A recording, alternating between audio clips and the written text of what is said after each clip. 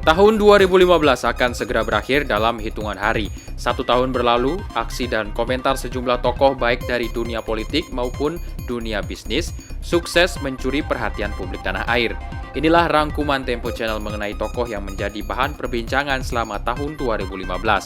Belum lama menjabat menjadi Menteri Perikanan, Susi Pujiastuti pada 27 Januari 2015 didemo oleh 10 kelompok yang berbeda dan menerima banyak protes setelah memberlakukan peraturan menteri mengenai larangan pemindahan angkutan ikan atau transshipment di Indonesia. Nama Menteri Susi pun terus menjadi perbincangan hangat menjelang akhir tahun 2015. Salah satu kebijakan Menteri Susi yang menjadi bahan perbincangan di dalam dan di luar negeri adalah mengenai penenggelaman kapal asing yang mencuri ikan di perairan Indonesia. Bukan saja diperbincangkan karena kebijakannya, Menteri Susi juga ramai diperbincangkan ketika ada kabar mengenai pengunduran dirinya sebagai menteri pada bulan November 2015. Namun hal itu sudah dibantah oleh Menteri Susi. Tahun 2015 dibuka dengan ricuh kriminalisasi pemimpin dan penyidik Komisi Pemberantasan Korupsi KPK.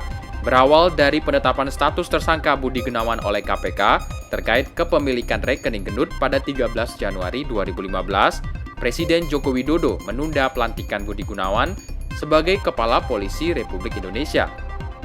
Usai penetapan tersangka itu, 2 orang pimpinan lembaga rasuah ini, Bambang Wijoyanto dan Abraham Samad, mengalami kriminalisasi. Ketiga nama ini masih menjadi topik yang diperbincangkan oleh masyarakat hingga menjelang akhir 2015.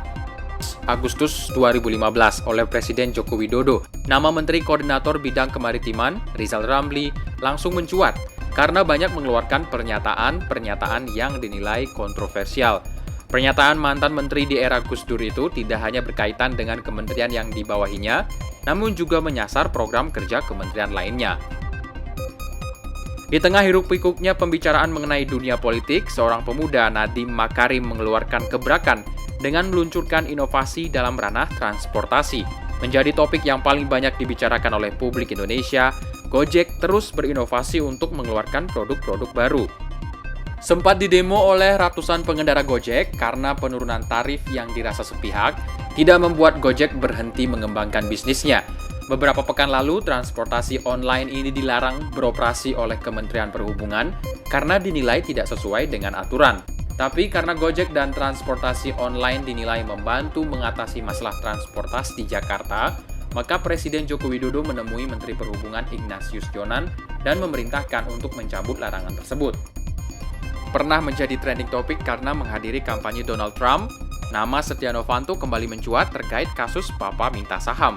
Kasus ini bermula ketika Menteri Energi dan Sumber Daya Mineral Sudirman Said melaporkan Setia ke Mahkamah Kehormatan Dewan (MKD) terkait pencatutan nama Presiden Joko Widodo dalam perpanjangan kontrak Freeport.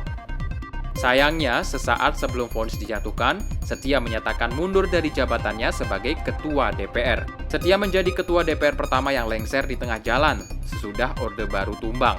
Bahkan tidak hanya disoroti karena kasusnya, Setia juga disoroti karena memiliki rumah yang super mewah. Itulah nama-nama tokoh yang menjadi perbincangan hangat tahun 2015. Apakah mereka akan menjadi perbincangan di 2016 mendatang? Kita lihat saja nanti.